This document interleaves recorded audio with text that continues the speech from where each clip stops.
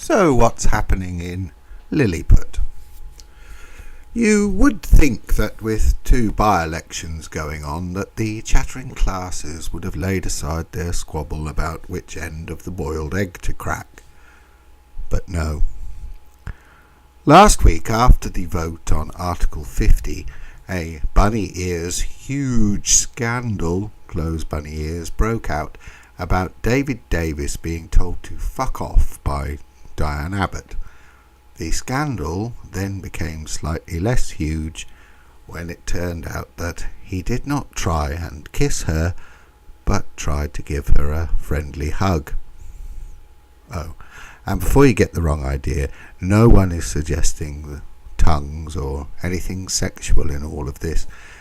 But anyway, Mr. Davis then took to Twitter and said something along the lines of, "I'm not blind," which of course you must never say, because in the mad world of sexism, a man must always want to sexually harass a woman, even Diane Abbott.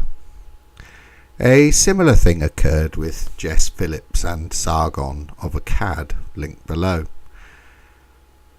Unfortunately for the Greens in Labour clothing who infect large parts of the Labour Party, their fox was shot when Guido Fawkes dredged up sexist tweets by their candidate in Stoke-on-Trent Central by-election, Gareth Snell. No relation to Linda. Arf.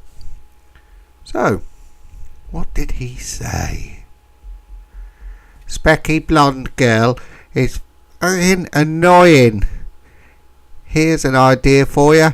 Why don't you piss off?"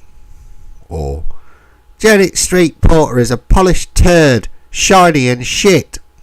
Or my personal favourite, "Never mind Tracy being in a coma, someone should give Deirdre a good slap."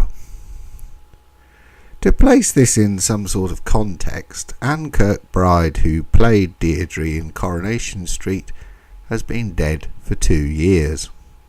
But regardless, apparently Mr. Snell tweeting his opinions of television villains is sexist.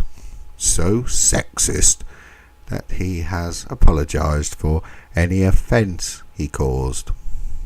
But hang on, the latest polling, linked below, shows Labour once more back below 25%, i.e. eating into the core Labour vote of people who will never vote for anyone but Labour. And among the lower social classes, whatever they are, their support is down to 20%. So, while the Labour Party chatterati waffle on about Lord Dubs and Syrian children, linked below, and shed Labour voters in the process, Mr. Snell is forced to apologise for airing the grievances of genuine Labour voters on genuinely important issues like the annoying specky blonde woman on The Apprentice. And also that Suzanne Moore can write nonsense in The Guardian, linked below, to be read by Chinese bots in an advertising scam, linked below.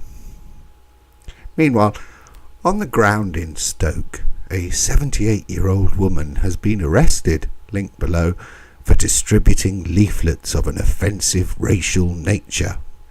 And UKIP canvassers have had their rosettes stolen, linked below, and have been attacked, linked below.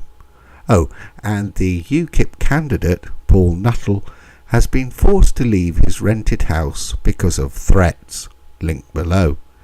This being the same house that earlier in the campaign he was accused of not having, linked below. I suspect that these 3 incidents all have the same source, hope not hate, linked below. Now, rather like the Lord Dubs people, hope not hate probably do have their heart in the right place. The real question is where they keep their brains.